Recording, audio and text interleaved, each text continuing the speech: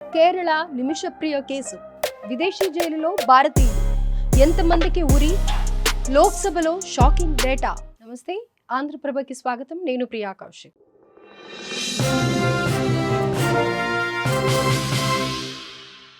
ప్రస్తుతం కేరళకు చెందిన నర్స్ నిమిషప్రియకు యెమెన్లో ఉరిశిక్ష విధించారు. ఆ తర్వాత శిక్షను వాయిదా వేయడం జరిగింది. ఈ కేసు యావత్ దేశ వ్యాప్తంగా ఆందోళన రేకెత్తిస్తోంది. అయితే విదేశాల్లో ఉరిశిక్షకు గురైన నిమిషప్రియ కేసు మొదటిదా అంటే కాదు. ఎందుకంటే తనలా చాలా మంది భారతీయులు విదేశాల్లో మరణశిక్షకు గురయ్యారు. మరి కొంతమంది ఇప్పటికీ జైళ్లలోనే మగ్గుతున్నారు. దీనిపై కేంద్రం బయటపెట్టిన ఓ నివేదిక చర్చనీయాంశంగా మారింది. ఇంతకీ ఆ రిపోర్ట్లో ఏముంది?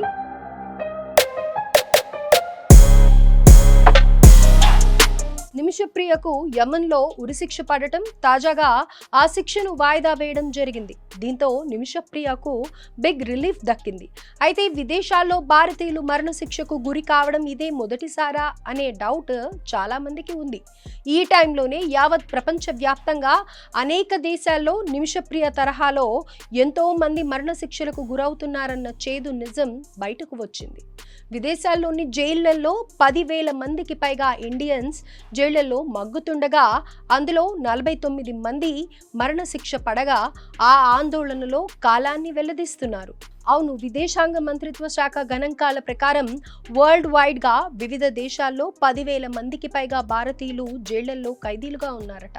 డ్రగ్స్ స్మగ్లింగ్, ఆర్థిక నేరాలు, హత్యలు, ఇమిగ్రేషన్ నిబంధనలు ఉల్లంఘన వంటి పలు కారణాలతో కేసుల్లో చిక్కుకుపోయారు.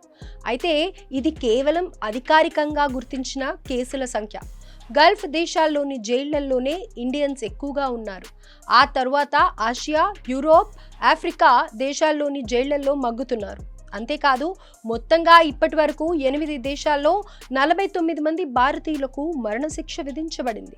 వీరిలో 25 మందికి UAE శిక్ష విధించగా సౌదీ అరేబియాలో 11 మందికి, మలేషియాలో 6గురికి, అలాగే కువైట్లో 3గురికి, ఇండోనేషియా, ఖతర్, US ఇంకా యెమెన్లలో ఒక్కొక్కరికి మరణశిక్ష విధించారు.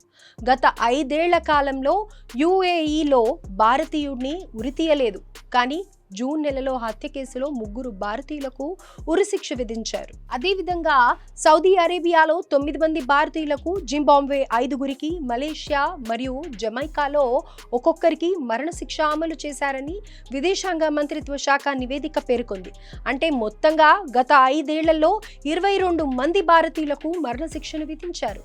అదేవిధంగా సౌదీ అరేబియాలలో 2,633 మంది భారతీయ ఖైదీ జైళ్లలో మగ్గుతుండగా UAEలో 2,518 మంది ఖైదీలు ఉన్నారు. ఈ 2 దేశాల్లోనే ఎక్కువగా ఇండియన్స్ ఖైదీలుగా ఉన్నారు. ఇక ఇతర దేశాల విషయానికి వస్తే నేపాల్ జైళ్లలో 1,317 మంది ఖైదీలుగా ఉండగా ఖతర్లో 611, మలేషియాలో 338, పాకిస్తాన్లో 266 మంది, కువైట్లో 38 మంది, చైనాలో 173, అమెరికాలో 169, ఒమన్లో 148 మంది భారతీయులు ఖైదీలుగా ఉన్నారు. వీరంతా హత్యలు, డ్రగ్స్, అక్రమ రవాణా, ఇతర తీవ్రమైన నేరాలకు పాల్పడినట్లు నిర్ధారణ అయింది. మొత్తంగా విదేశాల్లోని స్థానిక చట్టాలపై అవగాహన లేమిగా అర్థమవుతోంది. చాలా మంది విదేశాలకు వెళ్లే ముందు ఆయా దేశాల చట్టాలపై సరైన అవగాహన కలిగి ఉంటారు. తెలిసి తెలియక చేసిన చిన్న పొరపాట్లు కూడా పెద్ద నేరాలుగా పరిగణించబడతాయి, చివరకు జైలు పాలు చేస్తున్నాయి. ఇల్లీగల్ ఇమిగ్రేషన్ వంటి సమస్యలతో పాటు డబ్బులకు ఆశపడి గోల్డ్ స్మగ్లింగ్, డ్రగ్స్ వంటి నేరాల్లో చిక్కుకోవడం పలు శిక్షలకు దారితీస్తోంది. చివరికి పేదరికం, ఆర్థిక స్తోమత లేకపోవడం, స్థానిక న్యాయ వ్యవస్థపై అవగాహన లేకపోవడం వల్ల సరైన న్యాయ సహాయం కూడా అందక జైళ్లలోనే మగ్గుతున్న పరిస్థితులు ఉన్నాయి. విదేశాల్లో ఉన్న భారతీయులకు న్యాయ సాయం అందించేందుకు భారత రాయబార కార్యాలయాలు, కాన్సులేట్లు నిరంతరం ప్రయత్నిస్తున్నాయి. కానీ కొన్ని దేశాల్లోని కఠినమైన చట్టాల నేపథ్యంలో అంతర్గత వ్యవహారాల జోక్యం చేసుకోకూడదనే నిబంధనలు సవాళ్లుగా మారుతున్నాయి. మరి ముఖ్యంగా మరణశిక్ష కేసుల్లో ఇది మరింత కష్టతరంగా మారడంతో ఆయా కుటుంబాల్లో ఆందోళనలు పెరుగుతున్నాయి. సో ఇప్పటికైనా నిమిషప్రియ కేసు ప్రతి ఒక్కరికి కన్వే కనువిప్పు కావాలి. ఈ క్రమంలోనే విదేశాల్లో ఉన్న భారతీయులు భద్రత హక్కులు కాపాడేలా బలోపేతమైన వ్యవస్థను నిర్మించుకోవాల్సిన అవసరం ఉంది. లేదంటే ఇలాంటి కేసుల సంఖ్య పెరుగుతూనే ఉంటుంది.